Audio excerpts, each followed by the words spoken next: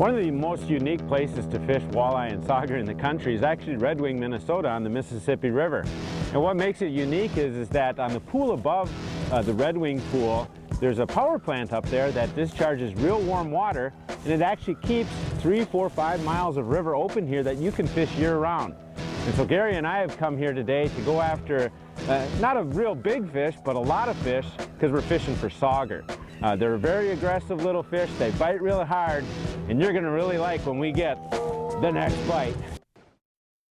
I'll tell you what, I've been waiting for a little window in the weather this year. This December has been one of the coldest we've ever had, and yesterday we got dumped on with a pretty major snowstorm. But it looks like I'm finally going to be able to get over to Red Wing, Minnesota on the Mississippi River and do a little bit of vertical jigging. I wanted to show you a neat little tool I use in my truck all the time now, this little eyeway here. It's been a while since I've been to Red Wing, and coming from across Wisconsin, I don't know the exact route to take. But what I did was zoomed out and then got over by Red Wing, got my little arrow here right close to where I want to go, and I can zoom right in. I can see right there is where the place I'm going to is. It's called Everett's Resort, and I can then take and just tell this thing to go to that spot. It'll then calculate a trail for me, tell me exactly how far it is to get there, and we can drive right to Red Wing. So a neat little tool, and hopefully we'll get to Red Wing pretty quick. The next day at the resort, Kavajecz meets up with lifelong friend and PWT champion Gary Parsons. After Gary chops a path through the ice, soon the guys embark for a snowy afternoon of sauger fishing.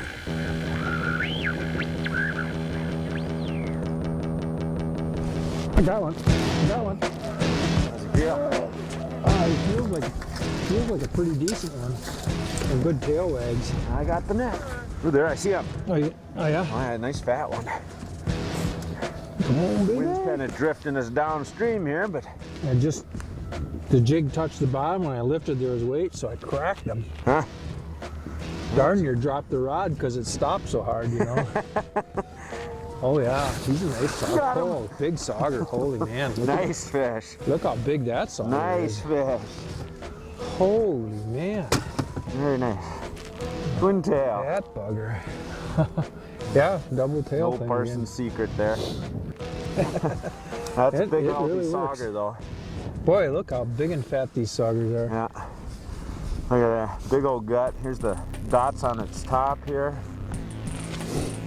Nice The fish, ultimate Gary. river fish, especially in the winter. They really like this cold weather. They get real active. Boy, as we even just sit there a little while. Here he goes. Oh, I got one. Got one. Good one. Oh yeah, yeah. That's a pretty good fish, I Keith. don't know if I like this. I'm sitting up here doing all the work, trolling the boat. You're sitting there vacuuming up all the fish. Yeah, you let me go down the river first. That's what happens. I got good one. Got him. Oh, got another He's line. got all kinds of lines. Got your line, my other line. That's all right. Auger. Yeah. Look how mean he looks. You're like the Tasmanian devils of the walleye world. The old gills flared out like, what do you catch me for? Leave me alone. Put me back. I think his little finnies got a little cold. You know, I mentioned the word vacuuming, and what we mean by that is a lot of times when you're out here vertical jigging, one guy will be going down the river faster or first before the other one, and so often the active fish will be picked up by that first guy. The reason that happens is because when you're out here on the river, what you've got to do is work with the current. In our case here, the current happens to be going downstream this way, and the wind happens to be coming right that same way. So what I have to do up here on the bow mount is actually put my nose into the wind so that our lines can stay real vertical. If we just let this boat drift down current, our lines would be way out, we wouldn't be able to feel the bottom.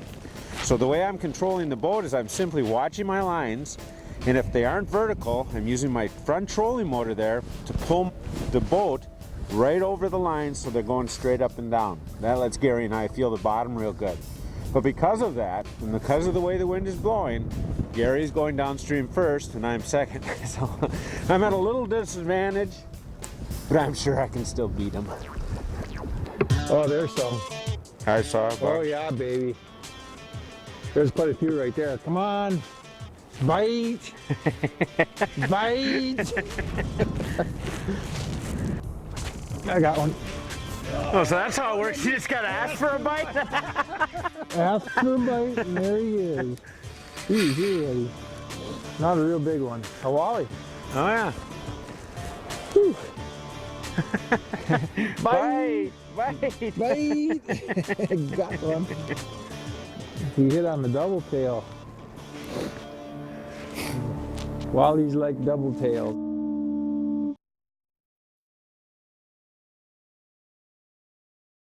The next day, the sun's rays fight through the clouds of the previous day. And although the temperature still hovers from 0 to 5 degrees, the extreme cold doesn't seem to affect the tenacity of the sauger's bite. Looked like a pretty good one, by the way, that rod's bending. I'm just starting to drop it down and pow! Ooh, nice sauger, Gary. Is it? Very nice. Oh, Could almost lift him in. That's a good fish. You know, a lot of people don't catch sauger. It's related very much to a walleye. The thing is, though, they're a lot meaner, but they make up in size with their attitude. So, just a great fish to come out in the winter like this and fish. A little cold out, but the fishing is sure hot. There he goes. You know, one thing about fishing in this cold weather is that the fish are also kind of lethargic. You don't want to put a real lot of action on your jig. The other thing to remember is that in a river, most of the time, the fish are going to be real tight to the bottom. So the action that I'm using is I'm actually just dropping my jig down to the bottom, touching the bottom, and then lifting up about 6 inches. Once you lift that jig up, just take and pause. Most people don't pause, but they should be, because what happens is that jig is sitting 6 inches off the bottom, just kind of cruising along with the current. And when a fish sees that coming, a lot of times they'll take and smack it. But as you're vertical jigging, just in this cold weather, I like to keep it slow. I like to keep it close to the bottom, and I like to keep it right in the fish's face. Oh, that was a good bite. Feel like a good one? That's a pretty decent fish. He's not giant, but he's got to get him out of the ice flows. Oh. He's bringing him up right through a solid sheet of ice. Saugers on ice, huh? Saugers on ice. It's a numbers game here. We gotta go through some numbers. That's what makes it fun, keeps you warm. Yeah, let him go here. This is gonna be a unique release. We're gonna put him in an ice flow. Is that awesome? Here's one. You know, you might not catch the biggest fish in all the world, but you certainly can catch some nice fish that bite hard, and it's a time of year when you typically can't get on the water and fish open water. So it's just a really fun thing to do. Come out and get a bunch of bites like this. When you come out to a river like the Mississippi, obviously one of the things you've got to do is work with the current. And what you'll find out is that a lot of times the fish will actually school up in small areas because the current is just right in that area to bring them food.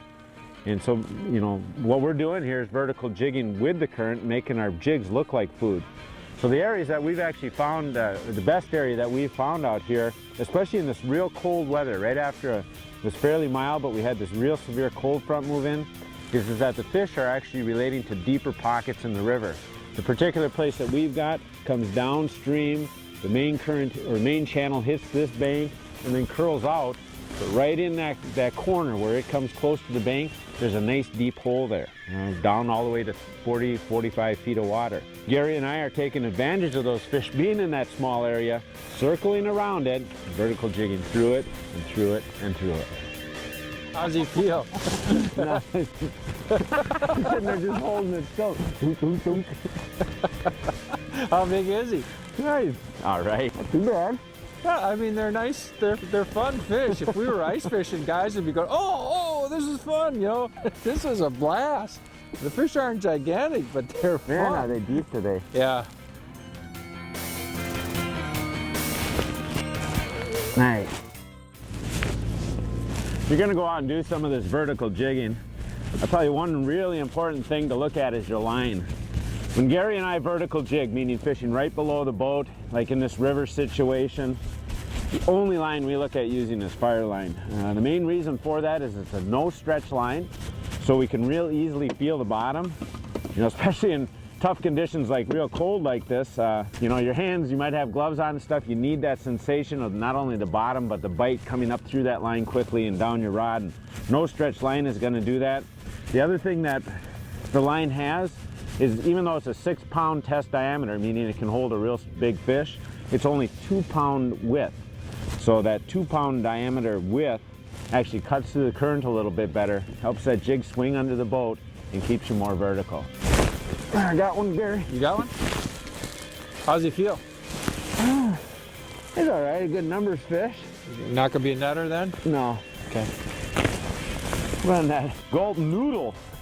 Really? It's real flexible, you know. I thought, well, maybe it'd be just quivering. It don't look like much, but I suppose that little tail end there kind of quivers down there, and bloop, saugers eat it up. So try it a little longer here.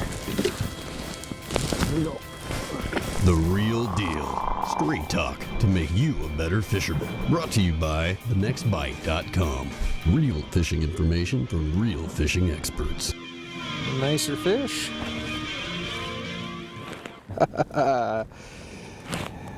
Tell you what, it's kind of fun coming out here fishing and catching these fish like this. Keith and I used to do this years and years ago when we first started fishing together. In fact, we don't get a chance to fish together near as much anymore, but we used to come out here and spend the whole day long dipping in the minnow bucket. By the end of the day, our hands were like clubs. They were so stiff. And the minnow dealers are going to hate me for saying this, but to be real truthful, you don't have to dip in the bucket anymore. You can fish with gloves on. It's awesome. And probably the biggest advent is the use of like this Berkeley gulp here. Gulp is biodegradable. You do have to keep it in the cooler or it freezes. Either that or you could do like Kavajecz does and put it in your mouth, but I'm not quite that way. This stuff smells pretty bad and I don't want to put it in my mouth. So keep it in the cooler, it'll stay pretty flexible. Pop it on your jig, don't get wet hands.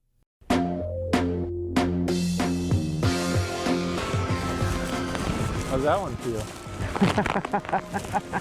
Feels good, what can I say? There he is. Ooh, nice sauger. Ooh, big fat one. Is he? Now I'll see if I can swing him in here. Yeah. Oh boy. Oh, that's a good one, huh? Yeah, look at him. Little porky pig. I've been eating. And I like that XPS jig. It tastes yummy. Look how fat though. Just big fat down to way down to here. Well, they're getting back in. I tell you, it's only about 5 degrees out, so we just can't keep these fish out very long and look at them. I mean, just he hit that thing. While we're circling back up here, I've got to tie a jig on because I just had a snag. Let's talk a little bit about the jigs that we're using. This is an XPS jig that was designed to be semi-stand-up. Every time you jig the jig, you drop it on the bottom, lift it, hold it, drop it on the bottom. But you can see here, as this jig sits on the bottom, the hook's raised slightly off. That makes it a lot easier for the fish to come up and suck the bait right up off the bottom. So when you lift, if he's there, you set the hook and you got him. So the size that I'm using here is actually a heavier jig than I normally would use. This is a 1/2 ounce version of the jig. One of the reasons is because we found the fish so deep. They're down in 35 to 42 feet of water, which is kind of rare for this time of year on the Mississippi River, but that's where they were. So you need to choose the jig for the conditions.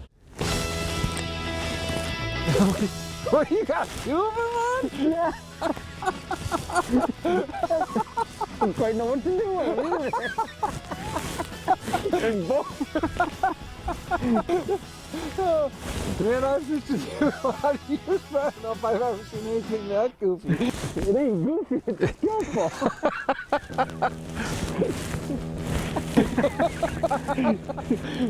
There's one.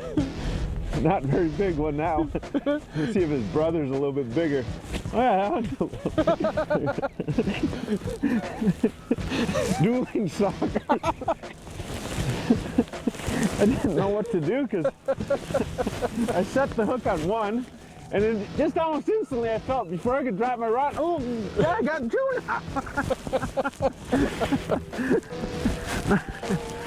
Both on that noodle again. Weirdest looking bait I've ever used for walleye. There's what you call double sauger. I guess they're biting today. Hot topics. Leading edge techniques and tackle designed to put more fish in your boat. Brought to you by Johnsonville. One of the tried and true tactics for walleye fishing is spinners. And they've been around a long time, but one of the neat things that happens, especially when we're out on the tournament trail, is that we see new things happening, new trends. One of the trends that came out a few years ago was holographic blades. Now, another new thing is shapes.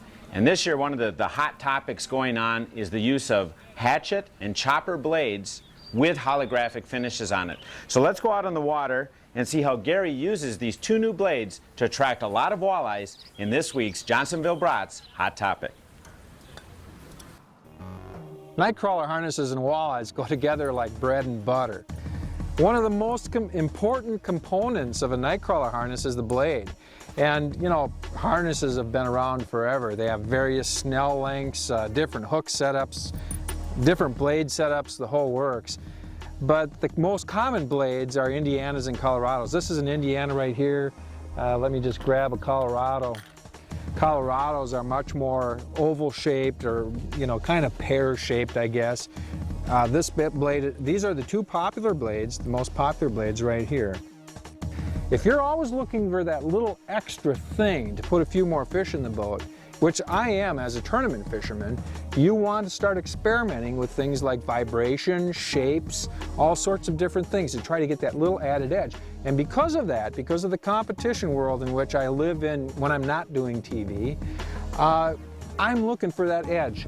And really, in the last probably 2 years, there have been two different shaped blades that have really become dominating. Now, let me dig around here in the box for them for a second. I'll find some. I know I've got a bunch around. Okay, there's one. And here we go, here's the other ones. Okay, these blade shapes are very unique looking. This is called a chopper blade, and it's shaped a lot like a pear. This blade will actually lay a little flatter on the shaft, and it'll throw off a tremendous amount of side flash. This is called a hatchet blade, and this blade throws off a tremendous amount of vibration. What you're looking at in a blade like this is you control it quite slow. It throws off a lot of vibration, actually even makes the crawler tail go wiggling back and forth a little bit more vibrating. And this is another excellent blade. These two blades have been around for a few years, but not until recently have they been offered in the holographic finishes. Armed with my pink line, and I'm ready to get them. Little gulpsicle here. That's pretty bad when you gotta open up your candy bars with wire cutters. To avoid ice on ramp, please drain your trailer at water's edge of ramp.